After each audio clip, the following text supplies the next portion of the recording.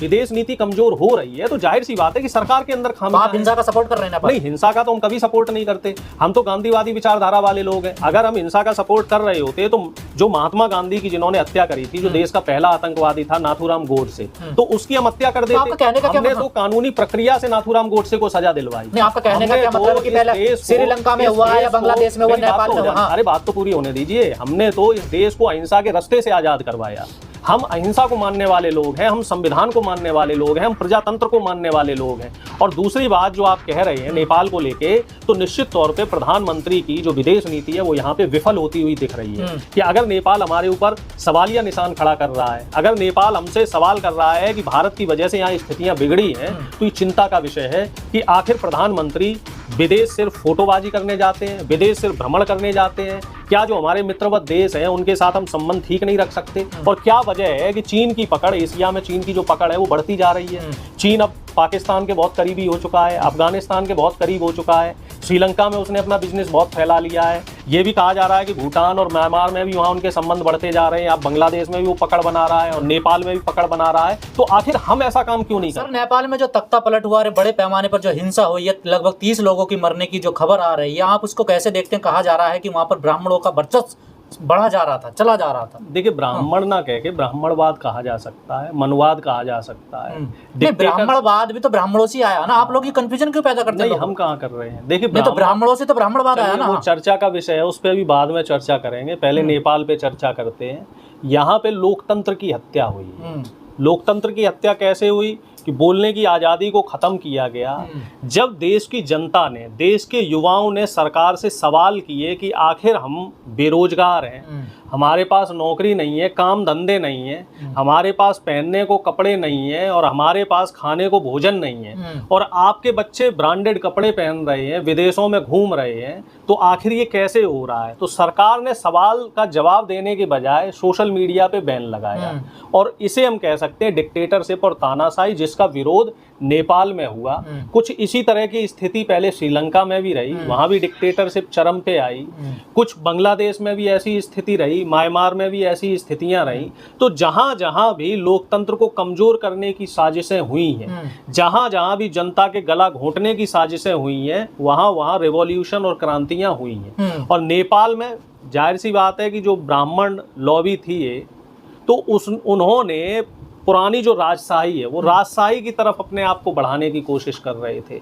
और ये चीज़ कोई अभी से नहीं चल रहा है। पिछले लगभग 20 साल से नेपाल के हालात कोई बहुत ज़्यादा ठीक नहीं है। वहाँ हर 2 साल में, हर 1.5 साल में सरकारें बदल रही हैं, अस्थिर सरकारें हैं। और अस्थिर सरकार एक कमज़ोर लोकतंत्र को पैदा करती है। जहाँ पे भी मजबूत सरकार चाहिए तो वहाँ मजबूत सरकार के लिए एक स्थायी लोकतंत्र का होना बहुत ज़रूरी है। और बात अगर नेपाल की जाए खास तौर से, तो नेपाल में बेरोजगारी और इकोनॉमी, जो इकोनॉमी डाउन हो रही है नेपाल की, वो बहुत बड़ा मुद्दा रहा है। और इसी मुद्दे की वजह से नेपाल की सरकारें गिरी। और वहाँ के नेताओं के तो आप उनके शौक देखेंगे, उनके ऐशो आराम देखेंगे, उनके बंगले देखेंगे, उनके घर देखेंगे, उनके बच्चों का रहन सहन देखेंगे, वो तो बड़ा अच्छा है वहाँ का। यही तो स्थितियाँ अब हमारे यहाँ हो रही हैं धीरे धीरे। बस हमारा क्या है, देश बड़ा है, यहाँ पे कई प्रदेश हैं, सभी का अलग अलग मुद्दे हैं, तो इस वजह से यहाँ आंदोलन नहीं हो पा रहे हैं। नेपाल क्या है कि वहाँ लगभग एक जैसी स्थितियाँ हैं, लगभग एक जैसी बोली भाषा है। तो लोगों ने देखा कि भैया नेता मलाई खा रहे हैं और जनता भूखी मरी जा रही है।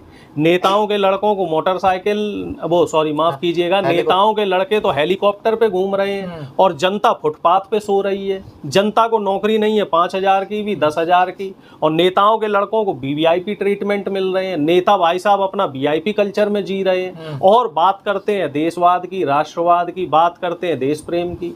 तो ये जो जहां जहां भी आप देखो ना, जिस जिस देश में ये राष्ट्रवाद की चाशनी पिलानी शुरू की जाए, जहां जहां भी ये धर्म की अफीम चटानी शुरू की जाती है, उस देश में करप्शन बढ़ता है। उस देश के आप देखना नेता भ्रष्टता की तरफ। आप जैसे तमाम लोग कह रहे हैं कि वहाँ ब्राह्मणवाद का दबदबा चल रहा था और जो छोटे लोग उनको कुचला जा रहा था। पर ये बात तो आप लोग भारत में कहते हैं ना। सवर्ण और मनवादी विचारधारा के लोग हैं, जो कहते हैं ना सो कॉल्ड एलिट क्लास लोग हैं, तो इन एलिट क्लास ने नेपाल के गरीबों को दबाने का काम किया। नेपाल का जो मिडिल क्लास है उसको कमजोर करने का काम किया। आप देखो नेपाल में मिडिल क्लास खत्म हो गया। नेपाल में या तो वो 5% अमीर लोग हैं या 95% गरीब लोग हैं। और जो युवा पीढ़ी है उसके बीच में इस समय निराशा है, और निराशा इस कदर से है, मैं कुछ आर्टिकल्स पढ़ रहा था तो वो आर्टिकल की बात अगर माने भाई, उनमें मैं कह रहा हूँ अगर 10% भी सच्चाई है तो वो आर्टिकल का ये कहना है कि नेपाल में बेरोजगारी इस कदर है कि पिछले 15 साल में वहाँ रोजगार को लेकर सरकार की तरफ से कोई योजना नहीं बनाई गई। सिर्फ और सिर्फ जो वहाँ के हुक्मरान हैं, जो वहाँ के प्राइम मिनिस्टर हैं, राष्ट्रपति हैं, जो वहाँ सत्ता में बैठे लोग हैं, उनका सिर्फ ध्यान एक ही तरफ रहता है कि अपनी सरकार कैसे बचाई जाए, कैसे जनता की जेब से पैसे निकाला जाए, चाहे वो टैक्स के नाम पे हो, धोखाधड़ी के नाम पे हो, करप्शन के नाम पे हो। और करप्शन नेपाल में इस कदर बढ़ चुका है कि जो नेपाल का मुख्य धंधा था, जो वहाँ के जो मेन बिजनेस थे, उनमें भी उन्होंने करप्शन बढ़ा दिया। पर केपी ओली जो वहाँ के प्रधानमंत्री थे वो कह रहे हैं तो भारत ने स्थिरता करवाई है यहाँ पर, देखिए। अच्छा, नाचना है आंगन टेढ़ा, ये कहावत इसके है पीछे भारत है तो खुल के कह रहे हैं। हमारे यहाँ एक बहुत पुरानी कहावत है कि नाचना है और आंगन टेढ़ा। आपसे अपना घर नहीं संभाला जा रहा है और भारत के ऊपर आप लांछन लगा रहे हैं। भाई आपका ये अंदरूनी मामला है, आपसे ये मामला संभला नहीं और हमारे ऊपर आप इल्जाम लगा रहे हैं। हम तो खुद अपना परेशान है, हमारे देश में तो हमारी अपनी समस्या है। हमारा प्रधानमंत्री अपना देश तो संभाल नहीं पा रहा है। हमारे देश में 50 तरीके की तो दिक्कतें चल रही है। यहाँ भी बेरोजगारी बढ़ी हुई है, यहाँ भी भ्रष्टाचार बढ़ा हुआ है। यहाँ जब विपक्ष सरकार से सवाल करता है, मोदी से सवाल करते हैं, किसानों की समस्या को लेके सवाल करते हैं, युवाओं की बेरोजगारी को लेके सवाल करते हैं जब हम लोग, तो प्रधानमंत्री विदेश भाग जाते हैं। भारत का कोई लेना देना नहीं है तो भारत के पत्रकारों का विरोध क्यों हो रहा है नेपाल में? देखिए, भारत के जो पत्रकार हैं, जिन्हें हम गोदी मीडिया कहते हैं, पत्रकार मतलब वो वाले पत्रकार नहीं जो वाकई पत्रकार हैं, वो जो सरकार को कवर करने वाले पत्रकार हैं, वो लोग जो सरकार का महिमा मंडन करने वाले पत्रकार हैं, विरोध सिर्फ उनका हो रहा है। और जो कुछ वीडियोस आए हैं वो वीडियो भारत का भी तो विरोध कर रहे हैं ना वो लोग। देखिए, अब देखिए, ये तो भाई क्या मामला है, इस पे मैं ज़्यादा कुछ नहीं कहना चाहूँगा कि वो कौन से लोग हैं जो भारत का विरोध कर रहे हैं, या फिर मैं ये भी कह सकता हूँ कि इसमें बहुत सारी चीज़ें ऐसी हैं, निश्चित तौर पे हमारी विदेश नीति में कहीं ना कहीं कमियाँ तो आई हैं। क्योंकि प्रधानमंत्री जो हमारे मित्र देश माने जाते थे, जो परंपरागत मित्र देश थे, जैसे नेपाल को हम अपना परंपरागत मित्र मानते थे, श्रीलंका को मानते थे, वो तो चाइना के साथ है, बांग्लादेश को मानते, वही तो मैं कह रहा हूँ, बांग्लादेश को हम अपना मित्र मानते थे। इसके अलावा और जो हमारे पड़ोसी देश थे उनसे हमारे अच्छे संबंध थे।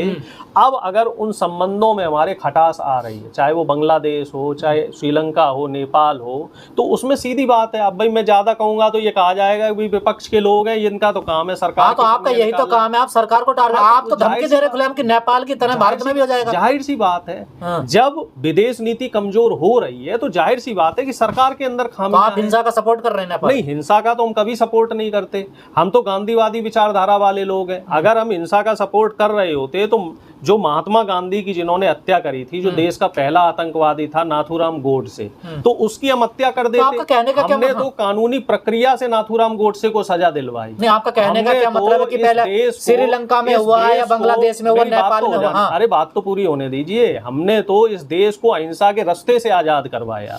हम अहिंसा को मानने वाले लोग हैं, हम संविधान को मानने वाले लोग हैं, हम प्रजातंत्र को मानने वाले लोग हैं।